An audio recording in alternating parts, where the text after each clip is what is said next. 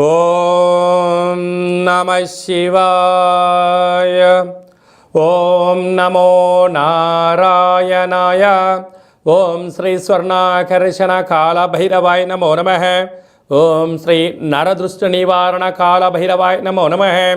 ఓం గణానాం త్వా గణపతిం అవామహే కవిం కవేనాపవస్రవస్తవం జ్యేష్ఠరాజం బ్రహ్మణస్వత ఆనశృణ్వన్నోతభిస్సీదసాదనగం శ్రీమహాగణాధిపతయే నమః. ఓం ఆదిత్యాయ సోమాయ మంగళాయ బుధాయ చ గురుశుక్రశనిభ్యశ్చ రాహవే కేతవే నమో నమః. హరి ఓం. మా ఛానల్కి స్వాగతం. చూస్తున్న వీక్షకులకు ప్రేక్షకులకు ప్రియ కాళభైరవ భగవద్బంధులకి స్వాగతం పలుకుతూ మమ్మల్ని ఎంతగానో ఆదరిస్తూ ఉండబడినటువంటి ప్రియ సోదరి మనుషులకు అందరికీ, సనాతన ధర్మ సంరక్షకులకు అందరికీ కూడా నూతన తెలుగు ఉగాది పండగ శుభాకాంక్షలు. శ్రీ క్రోధినామ సంవత్సరంలో అందరికీ నిండు నూరేళ్ల ఆయురారోగ్యాలను ప్రసాదించాలని, వారాలు 7, తిథులు 15, నక్షత్రాలు 27, రాసులు 12, లగ్నాలు 12, మహర్దశలు 9, అలాగనే షడ్రుచుల సమ్మేళనమే 6 ఋతువులతో కూడుకున్నటువంటి తీపి, కారం, పులుపు, చేదు, వగరు అనేటువంటిది ఎలా ఉంటుందో మనిషి జీవితంలో కష్టాలు సుఖాలు ఎప్పుడు ఉంటాయి. ఎవరి జీవితంలో కూడా ఎప్పుడు కూడా పూర్ణిమ శాశ్వతం కాదు, అమావాస్య అనేటువంటిది ఎప్పుడు అడ్డంకి కాదు అని చెప్పి గుర్తుపెట్టుకోవాలి. కనుక ఈ 360 రోజులు ఈ క్రోధినామ సంవత్సరంలో 30 సంవత్సరాల తర్వాత శని భగవానుడు తన సొంత గృహంలో ఉండగా వచ్చినటువంటి క్రోధినామ సంవత్సరం కావడం వలన అందరికీ నిండు నూరేళ్ల ఆయురారోగ్యాలని, విద్య, ఉద్యోగ, వ్యాపార, రాజకీయ, సేవారంగ కార్యక్రమాల్లో అన్నింటా విజయం సాధించాలని కోరుకుంటూ ఈ సంవత్సరంలో అందరికీ తెలుగు ఉగాది పండుగ శుభాకాంక్షలు. ద్వాదశ రాశిలో గ్రహ గమనాన్ని ఒకసారి వీక్షింపచేద్దాం. మేషరాశిలో గురు సంచార స్థితి, కన్యరాశిలో కేతు భగవాను సంచార స్థితి, కుంభరాశిలో శనిచర స్వామివారు స్వక్షేత్ర సంచార స్థితి, మీనరాశిలో రాహు సంచార స్థితితో ద్వాదశ రాశిలో గ్రహ గమనాలు ఈ విధంగా ఉన్నాయి.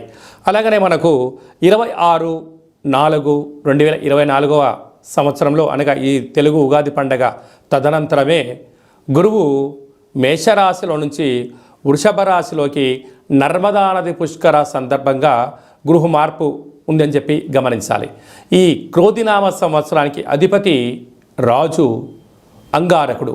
ఎందుకనగా ఈ సంవత్సరము మనకు తెలుగు ఉగాది పండగ మంగళవారం రోజు అవ్వడం వలన, మంగళవారానికి అధిపతి కుజ భగవానుడు అవ్వడం వలన, ఈ సంవత్సరానికి రాజు కుజుడు అవ్వడం వలన నిత్యము అనేక మంది క్రోధము, ఆవేశము అనేటువంటి పరిస్థితుల్లో ఉండడము, ఎర్రటి నేలలు, ఎర్రటి పంటలు బాగా పండడము, అద్భుతమైనటువంటి కందులు, మిరప, ఎర్రటి నేలలు, సంపూర్ణమైనటువంటి ఆహార ధాన్యాల ఉత్పత్తులు చాలా అద్భుతంగా ఉంటాయని చెప్పి కూడా గమనించగలగాలి.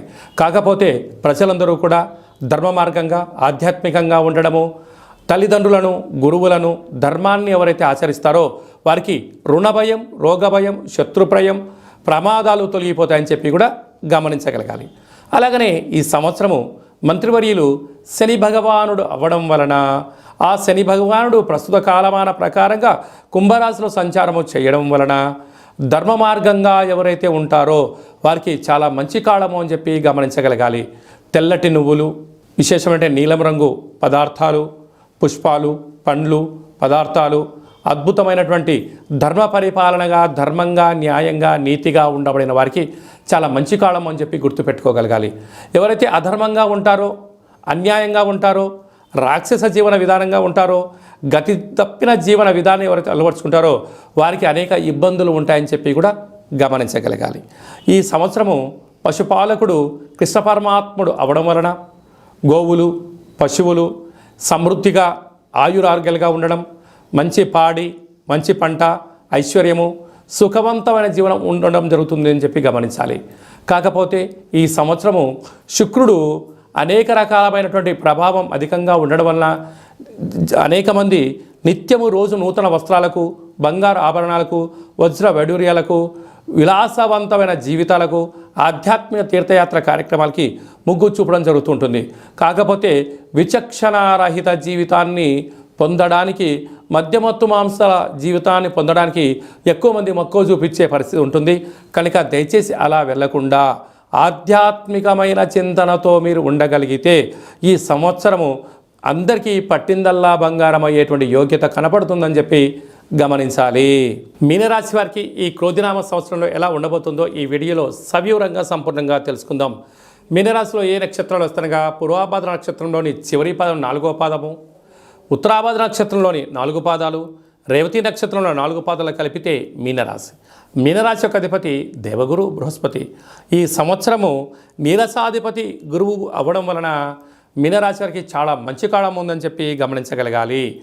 ఆదాయం 11, వ్యయం 5 అనగా ₹6 స్థిరచరాస్తులు వీరి సొంతం కాబోతున్నాయి. ఎన్నో రోజులుగా ఎదురు చూస్తూ ఉండబడినటువంటి స్వగృహము, వాహనము, షేర్లు, ఫ్యాక్టరీలు, కర్మాగారాలు నెలకొల్పబోతున్నారని చెప్పడంలో ఏమాత్రము సందేహమే లేదు. రాజ్యపూజ్యం 2, అవమానం 4. మీరు ఎదిగే కొద్దీ ఒదిగి ఉండాలి. శత్రువులు పంచి ఉన్నారు, తస్మాత్ జాగ్రత్త.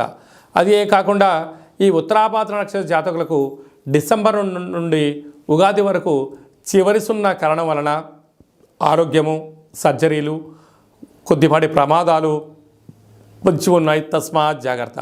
రేవతి నక్షత్ర జాతకులకు ఉగాది పండుగ నుండి డిసెంబర్ వరకు అనుకూలంగా లేని కాలము అని చెప్పి గుర్తుపెట్టుకోవాలి. ప్రథమ సున్నా, మధ్య సున్నా కారణం వల్ల ఏ పని చేయాలన్నా చేయకూడదా, చేస్తే ఏంటి, చేయకపోతే ఏంటి, నిత్యము మానసికమైన సంఘర్షణలో ఉండే పరిస్థితి ఉంటుంది. దయచేసి అప్పులు ఇవ్వద్దు, అప్పులు తెచ్చుకోవద్దు. రెండిటి వలన మీకు స్థిర చరాస్తులు పోగొట్టుకునే పరిస్థితి చాలా అధికంగా ఉంటుందని చెప్పి గమనించాలి.